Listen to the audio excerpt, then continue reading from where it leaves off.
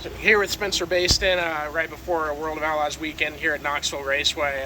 Spencer, what would you say to your past self right now about how your season's going? What would you kind of give it, not like a grade or anything like that, but what would you say?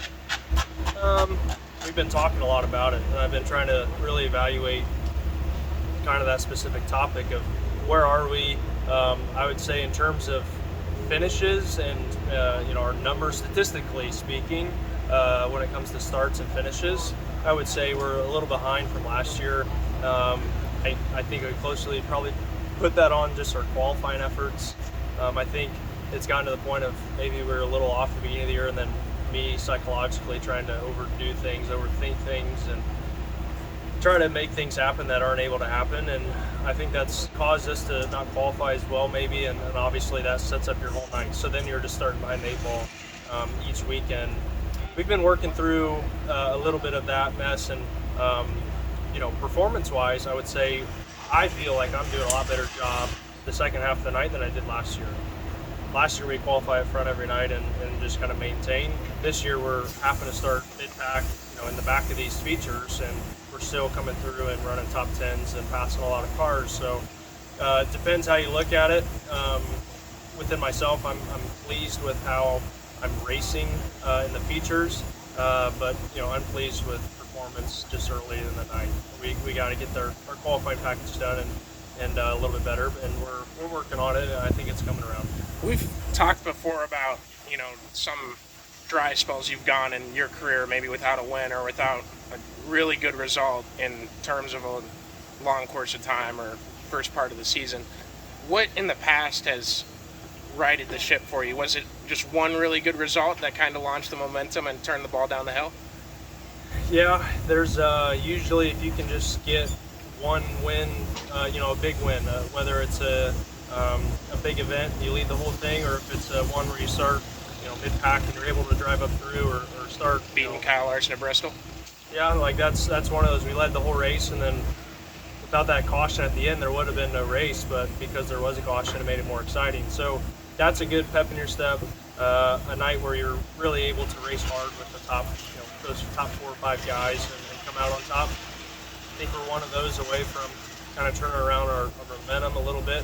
We haven't lost, motivation or attitude or anything like that. That's not the problem. But just sometimes, that extra little boost in your step, I think, makes a big difference. And getting a win like that, either of those would be I think what we need. Have you explored any superstitious ideas?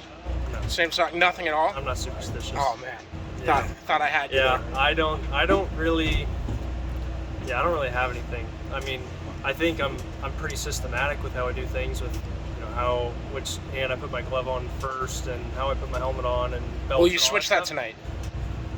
No. Right hand first? Yeah. No. I'll just keep doing what I'm doing. Like I said, I'm not superstitious.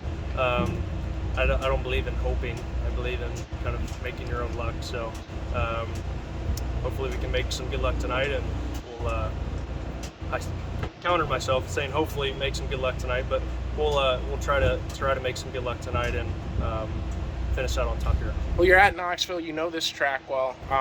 We watched the Knoxville Nationals in the stand last year together. Not to say that you weren't fast that week. I think you were 2 spots short of making the A-Main in the toughest race to make of the year. So what can you take from your past experience here to come in this weekend, and how much does those concerns of rubber potentially showing up again, how much does that weigh in on what you know about this track?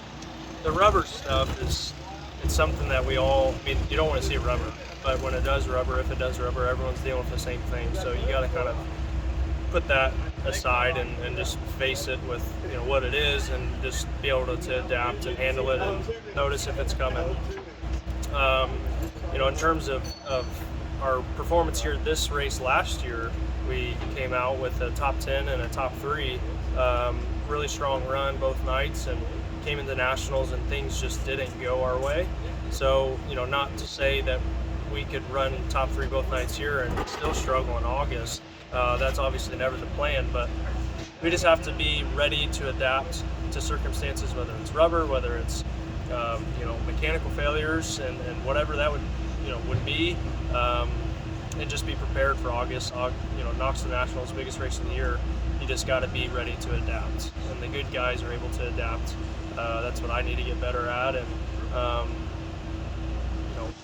pick up some really important keynotes from this weekend, and we'll be able to implement those in August. You guys can catch Spencer tonight in the CJB number 5 car live on Dirt Vision.